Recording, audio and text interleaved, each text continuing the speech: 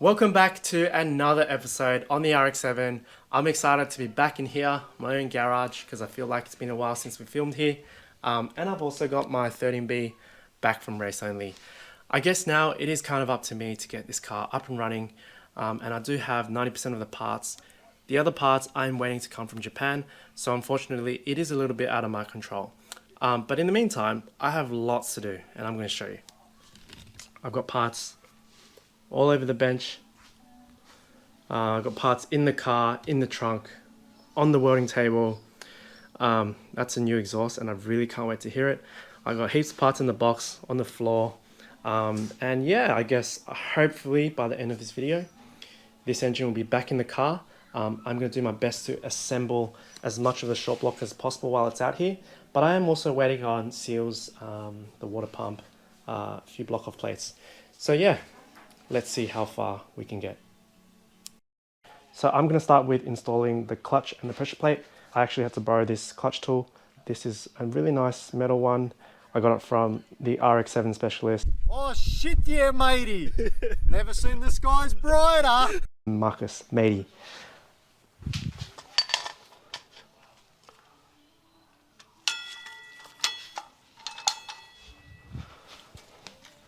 So if anyone's wondering, I am waiting for my dowel pins to come, but in the meantime, I'll be able to line this up.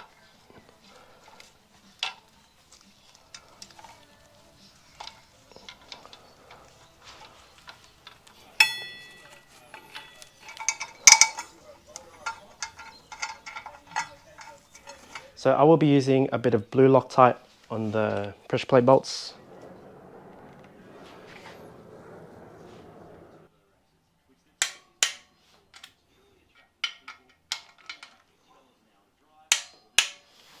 I'm missing a few dowel pins, so I'm waiting for those to come.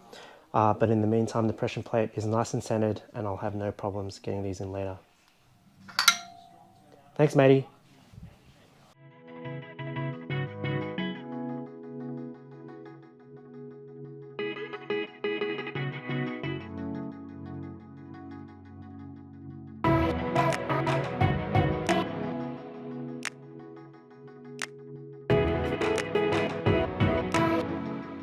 So while I've got the engine out, I've also got good access to the back of the block. So underneath the oil filter pedestal, you've got a little port here, and I'm going to be running an oil sensor.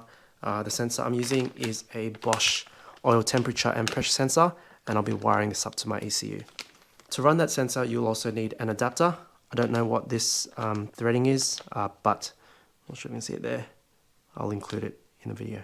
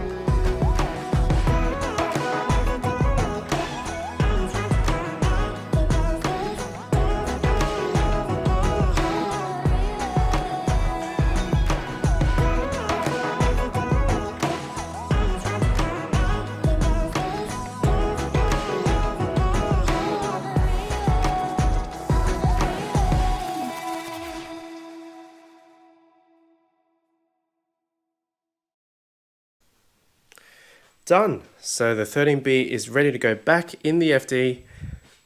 And while I've got it out on the engine stand, I thought I'd answer a few questions about the setup because I've had a few pretty specific questions, and while it's out, it's a lot easier to show you. So let's start with the front water pump housing. So I'm waiting for a brand new genuine water pump, and I will be running the 71-degree billion thermostat paired with the race only AST. Not far away, I'm still waiting for them. Onto the turbo. This is a Precision Turbo 6266 ball bearing Gen 2. That is a Rotomaster manifold, and I think this is part of the single turbo upgrade from Rotomaster. I'm not sure, I just bought the car with it on already. And yeah, I think this kit is actually designed to work with the air pump. So if you are looking to keep your emissions equipment, which you should, it sits over here, and this turbo sits just fine. If I had my way, ideally I'd move the turbo to probably like a high mount to get the heat away from the manifold. This rehousing does get pretty hot. It actually glows at the track. I think it could be because I still have a cat in this car, but I do want to get as much heat away from the manifold as possible. I don't have any issues with this turbo, but I do want to experiment with the newer G series by Garrett. I have seen a few of the FD boys try it out now, so I'm going to let them all do the R&D, and then I'm just going to copy one of you. If you're wondering, that is the extended oil return fitting from Franklin Performance for the single turbo.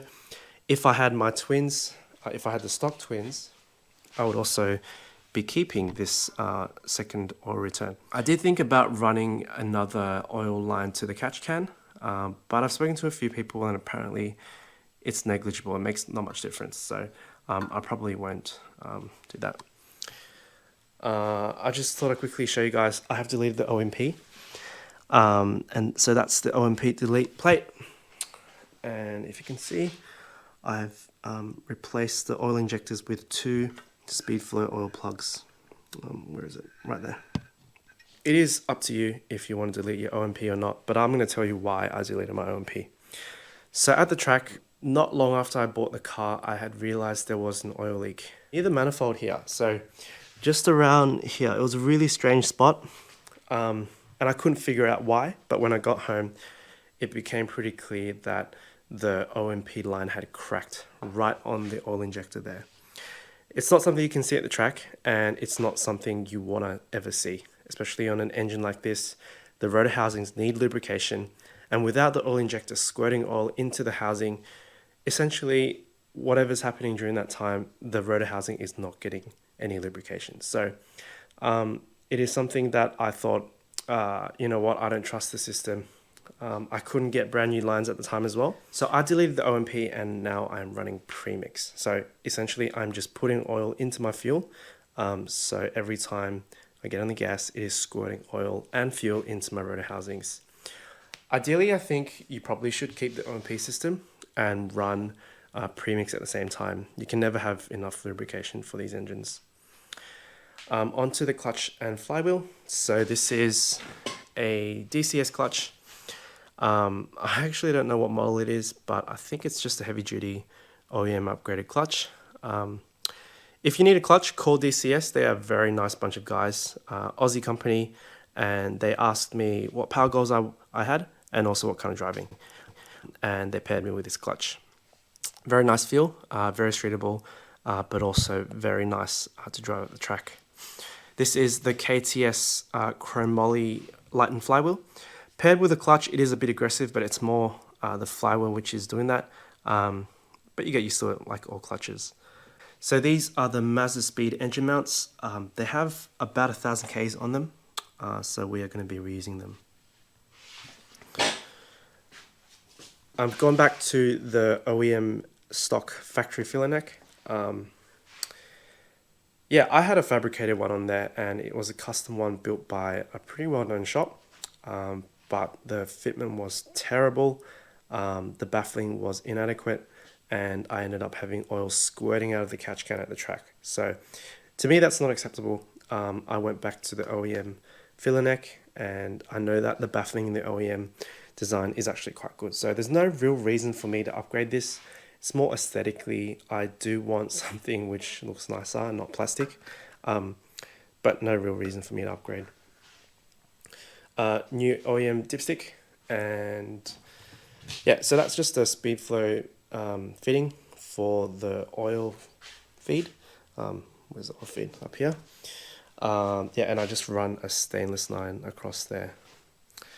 Yeah, I think I've shown you pretty much everything.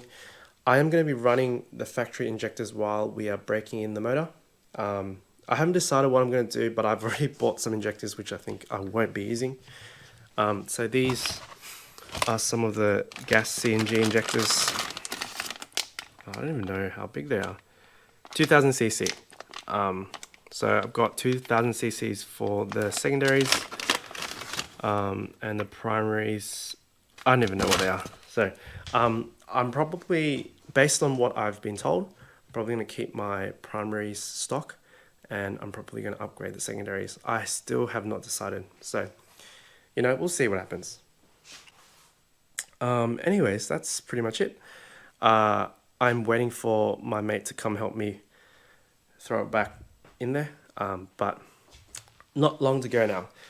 So yeah, I'll see you guys when he gets here. What's up, everyone? I'm back, and I got my mates helping me. I got Chris here and Marcus. Chris is a painter, and yeah. I'm still waiting for the Civic to be done. Yeah, and soon. I've got him here for a reason, and I want him to explain himself because I need the Civic done. So tonight we are working on the FD. Going to get the engine in.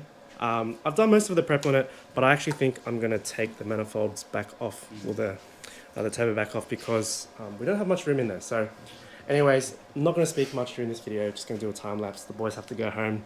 They've all done like a 12-hour shift at work, and then ended up at my place. So yeah, very thankful for the help. Anyways.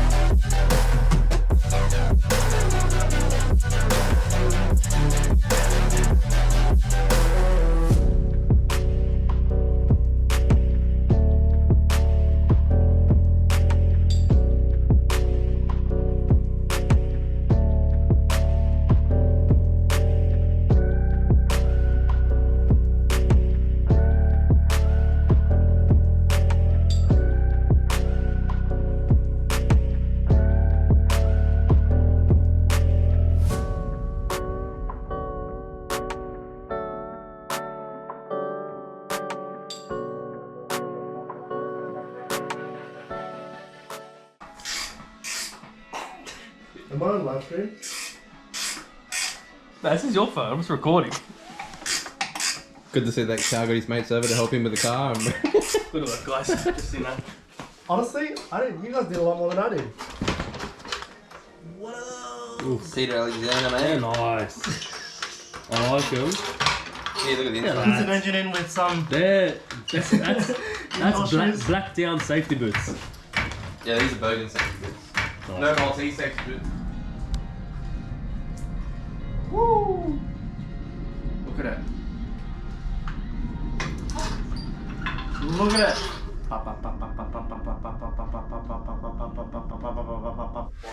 He didn't even. He went to get to it. I don't know what I was thinking. I'm in. That's it. We're in. Shut her off. Hunger. All right, boys. Thank you for That's fine. your help. Just relaxing. Just overseeing Thank you, the whole Marcus. procedure. worked a 12-hour shift and comes here to put an engine in. He, I only painted one job today. Not very good.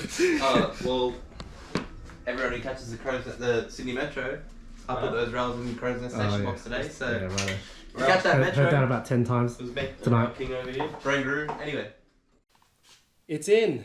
The 13B is back in the FD, and I'm so happy that it wasn't too bad. A huge thanks to my mates for coming to help me out. You know, it could have been a 30-minute job, could have been a 6-hour job, but with 3 guys, it only took us just under an hour and a half. And that's with a lot of banter, a lot of mucking around, a little bit of wrenching. The clearances are pretty tight to get this engine back in. So I'm just going to briefly run you guys through the process on how we got it back in. I don't know if it's the best way to do it, but it makes sense to us. The first thing we did was we jacked up the transmission all the way to the top of the firewall just before it's touching. And when we dropped the engine into the engine bay, we were angling it towards the passenger side. I'm going to put a photo up. And what you're going to notice is the passenger side engine mount hole and the driver's side engine mount hole is slightly different. This one's a locating hole. This one is slotted. So you do have a bit more play on this side. So what we preferenced, we tried to get the passenger side in first. What we did was we angled the engine slightly to the right and we got that engine mount clearing the subframe into the cavity. Once it was in the cavity, it gave us a lot more room to move the engine. So with an engine leveler, and you probably need one if you don't know what you're doing like me, with the engine leveler, we actually tilted the engine up so that it became square with the transmission, which was jacked up like this. So once the engine and the transmission are square, you can try to locate it with the 2 dowels. I think there's 1 dowel on the top of the motor there and 1 dowel on the bottom side. I don't recall. But once it is square, and take your time to make sure it's square, you can just shimmy the motor in, use a bit of force, and pretty much just send it straight in there. Probably not that much force. But what you're going to do after that is make sure all the bell housing bolts are tight so that the engine and the transmission are mated together. And then you have to deal with this driver's side mount. So what we did, we actually dropped this side straight in and then secured it with a nut and a washer. And then afterwards, we used the engine hoist to lift this side of the engine up so you have enough clearance to put that driver's side mount in. And you know, that was pretty straightforward from there. And the engine's in. If I had known that earlier, I honestly reckon half an hour tops. With 3 guys, half an hour I could have got this engine in. So hopefully that was a little bit helpful. And if it wasn't, please send me a message. I'll try to give you my 2 cents based on my one-time experience. That's it for the video, guys. I'm really happy. I'm blessed to have people around me to help me with this build. It's getting late now, so I will see you in the next video.